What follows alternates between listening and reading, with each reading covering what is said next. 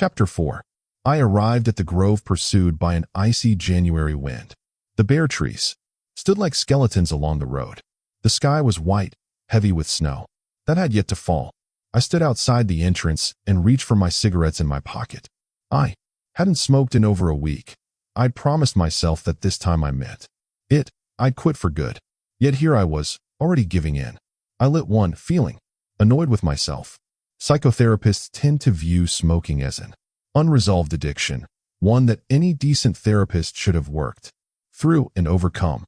I didn't want to walk in reeking of cigarettes, so I popped a couple of mints into my mouth and chewed them while I smoked. Hopping from foot to foot, I was shivering, but if I'm honest, it was more with nerves than cold. I was having doubts. My consultant at Broadmoor had made no bones about saying I was making a mistake. He hinted a promising career was being cut short by my departure, and he was sniffy about the Grove and Professor Diomedes in particular. An unorthodox man.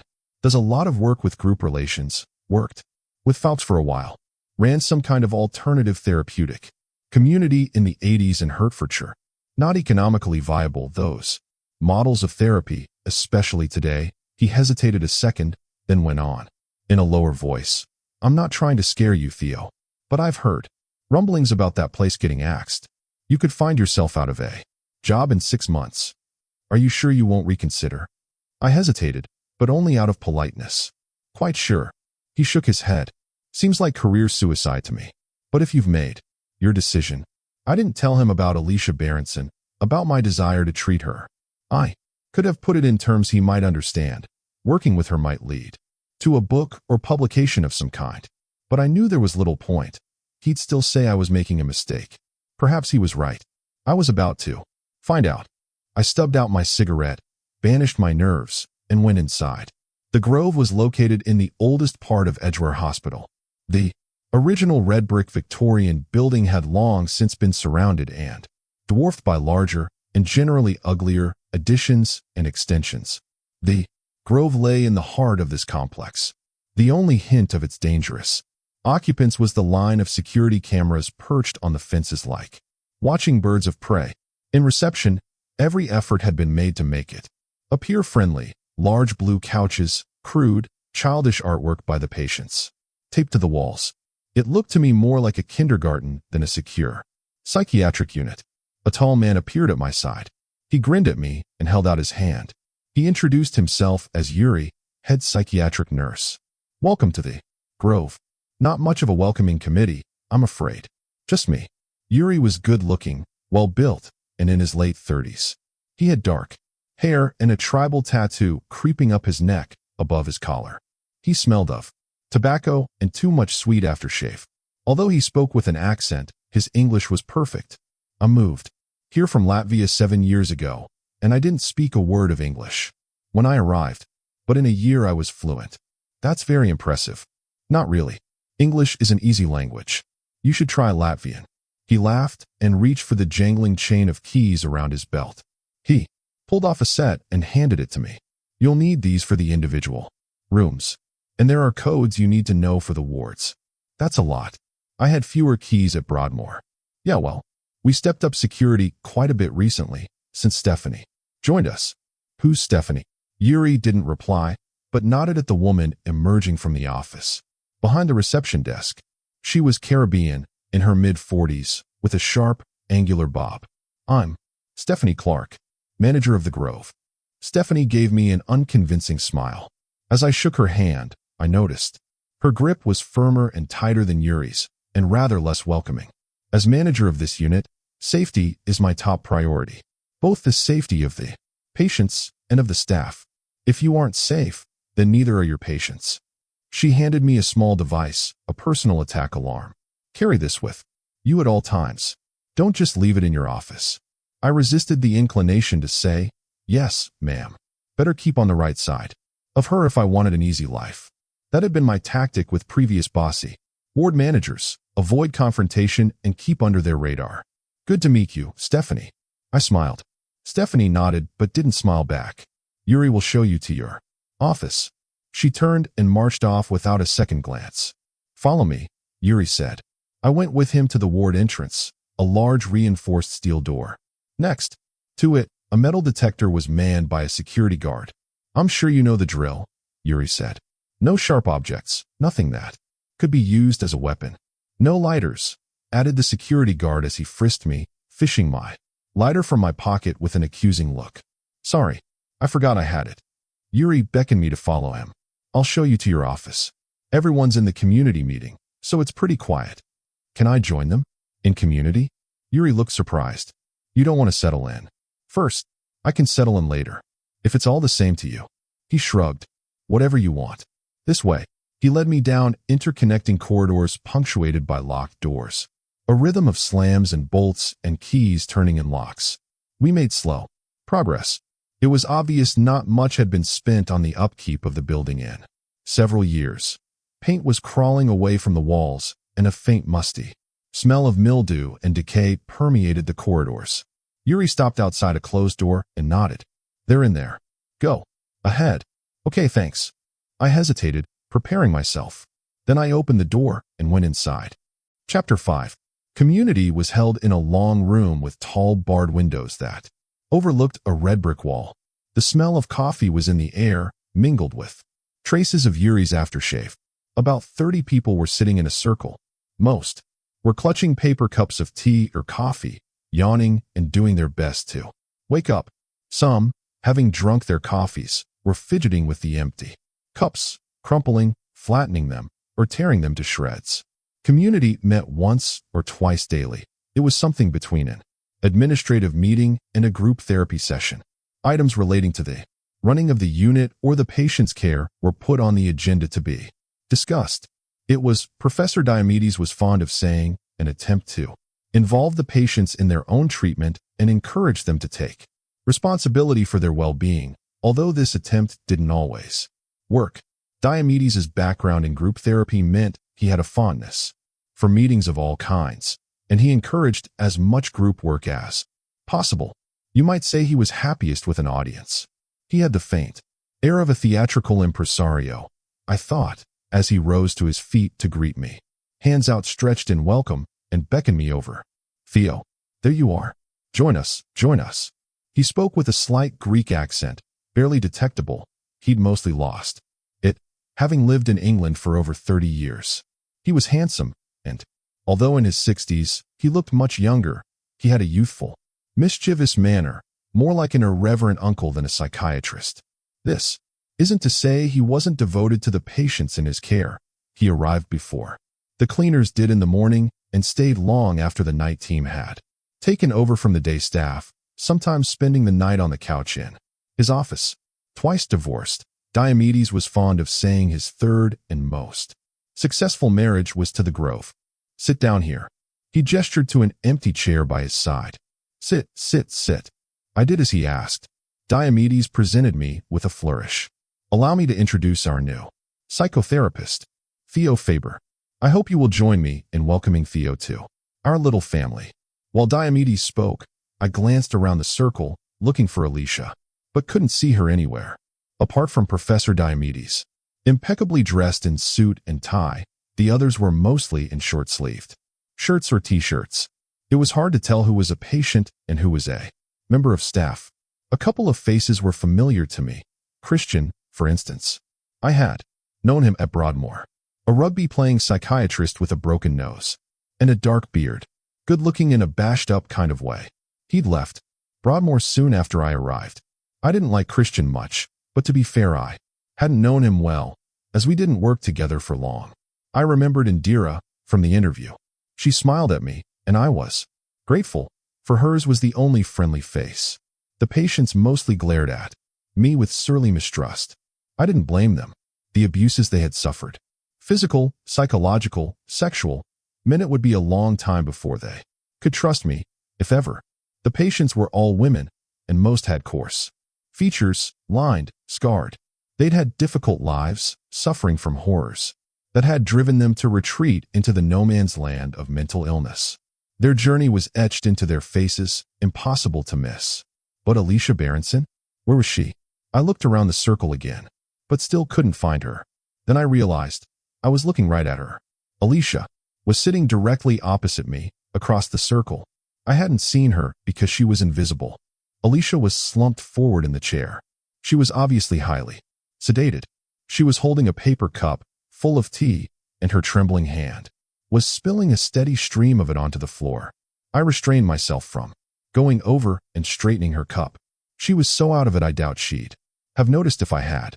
I hadn't expected her to be in such bad shape. There were some echoes of the beautiful woman she had once been.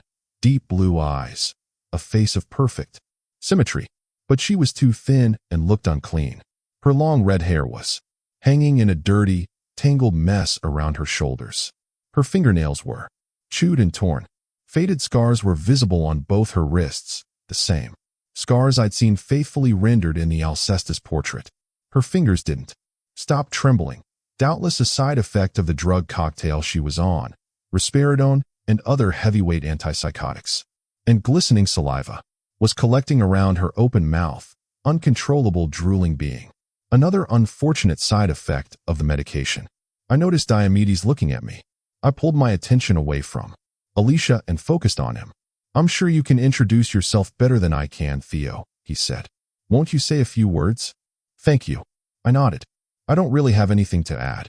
Just that I'm very happy to be here.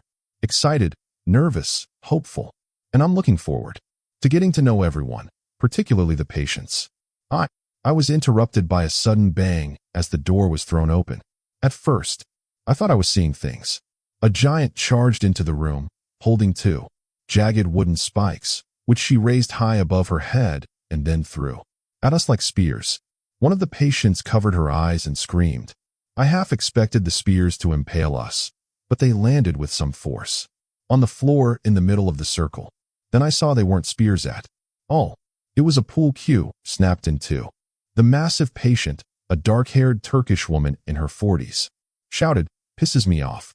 Pool cue's been broke a week and you still ain't fucking replaced it." "Watch your language, Alif," said Diomedes. "I'm not prepared to discuss the matter of the pool cue until we decide whether it's appropriate to allow you to join community at such a late juncture." He turned his head slyly and threw the question at me. "What do you think, Theo?" I blinked and took a second to find my voice. "I think it's important to respect time boundaries and arrive on time for community." "Like you did." "You mean?" said a man across the circle. I turned and saw it was Christian who had spoken. He laughed, amused by his own joke. I forced a smile and turned back to Alif. "He's quite right. I was also late this morning. So maybe it's a lesson we can learn together." "What you on about?" Alif said. "Who the fuck are you anyway?" "Alif." "Mind your language," said Diomedes. "Don't make me put you on. Time out. Sit down." Alif remained standing. "And what about the pool cue?" The question was addressed to Diomedes, and he looked at me, waiting for me to answer it. "Alif, I can see you're angry about the pool cue," I said. "I suspect whoever broke it was also angry. It raises the question of what we do with anger in an institution like this. How about we stick with that and talk about anger for a moment? Won't you sit down?" Alif rolled her eyes, but she sat down. Indira nodded, looking pleased. We started talking about anger, Indira and I, trying to draw the patients into a discussion about their angry feelings. We worked well together, I thought. I could sense Diomedes watching, evaluating my performance. He seemed satisfied. I glanced at Alicia, and to my surprise, she was looking at me, or at least in my direction. There was a dim fogginess in her expression, as if it was a struggle to focus her eyes and see. If you told me this broken shell had once been the brilliant Alicia Berenson, described by those who knew her as dazzling, fascinating, full of life, I simply wouldn't have believed you. I knew then and there I'd made the right decision in coming to the Grove. All my doubts vanished. I became resolved to stop at nothing until Alicia became my patient. There was no time to waste. Alicia was lost. She was missing, and I intended to find her. Chapter 6. Professor Diomedes's office was in the oldest and most decrepit part of the hospital. There were cobwebs in the corners, and only a couple of the lights in the corridor were working. I knocked at the door, and after a moment's pause I heard his voice from inside. "Come in." I turned the handle, and the door creaked open. I was immediately struck by the smell inside the room. It smelled different from the rest of the hospital. It didn't smell like antiseptic or bleach. Rather bizarrely, It smelled like an orchestra pit. It smelled of wood, strings and bows, polish and wax. It took a moment for my eyes to become accustomed to the gloom. Then I noticed the upright piano against the wall, an incongruous object in a hospital. 20-odd metallic music stands gleamed in the shadows, and a stack of sheet music was piled high on a table, an unsteady paper tower, reaching for the sky. A violin was on another table, next to an oboe and a flute, and beside it, a harp, a huge thing with a beautiful wooden frame, and a shower of strings. I stared at it all open-mouthed. Diomedes laughed. "You're wondering about the instruments?" He sat behind his desk, chuckling. "Are they yours?" "They are. Music is my hobby." "No, I lie. It is my passion." He pointed, his finger in the air dramatically. The professor had an animated way of speaking, employing a wide range of hand gestures to accompany and underscore his speech, as if he were conducting an invisible orchestra. "I run an informal musical group, open to whoever wishes to join, staff and patients alike. I find music to be a most effective therapeutic tool." He paused to recite in a lilting, musical tone, "Music hath charms to soothe a savage breast. Do you agree?" "I'm sure you're right." Diomedes peered at me for a moment. "Do you play?" "Play what?" "Anything. A triangle is a start." I shook my head. "I'm not very musical. I played the recorder a bit at school when I was young. That was about it." "Then you can read music?" "That is an advantage." "Good. Choose any instrument. I will teach you." I smiled and again shook my head. "I'm afraid I'm not patient enough." "No? Well, patience is a virtue you would do well to cultivate as a psychotherapist. You know, in my youth, I was undecided whether I should be a musician, a priest, or a doctor." Diomedes laughed. "And now I am all three." "I suppose that's true. You know." He switched subjects without even a hint of a pause. "I was the deciding voice at your interview. The casting vote, so to speak. I spoke strongly in your favor. You know why? I'll tell you. I saw something in you, Theo.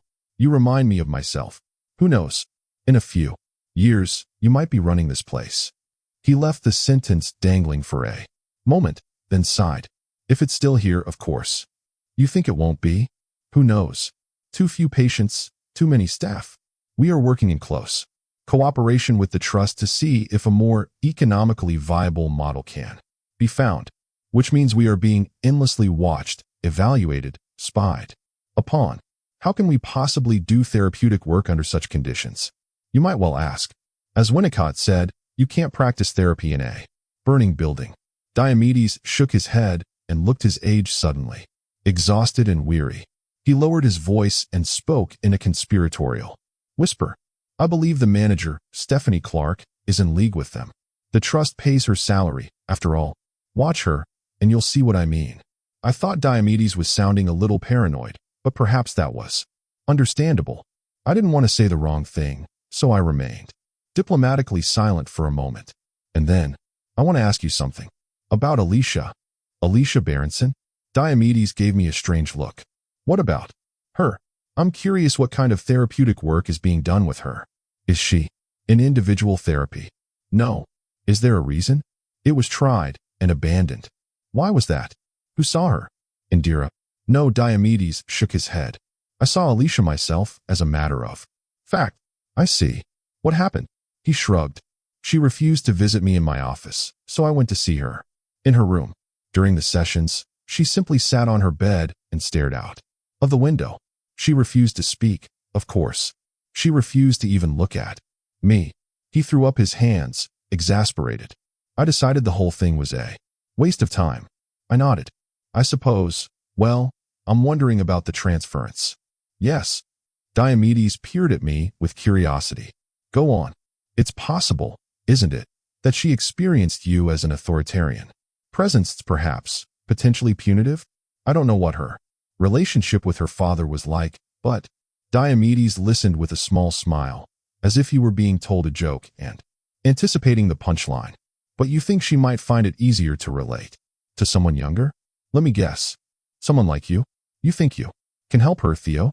You can rescue Alicia? Make her talk?" "I don't know about rescuing her, but I'd like to help her. I'd like to try." Diomedes smiled, still with the same sense of amusement. You are not the first. I believed I would succeed. Alicia is a silent siren, my boy, luring us to the rocks, where we dash our therapeutic ambition to pieces. He smiled again. She taught me a valuable lesson in failure. Perhaps you need to learn the same lesson. I met his gaze defiantly. Unless, of course, I succeed. Diomedes' smile vanished, replaced by something harder to read. He remained silent for a moment, then made a decision. We'll see, shall we? First, you must meet Alicia. You've not been introduced to her yet, have you? Not yet, no. Then ask Yuri to arrange it, will you? Report back to me afterwards. Good. I try to conceal my excitement. I will.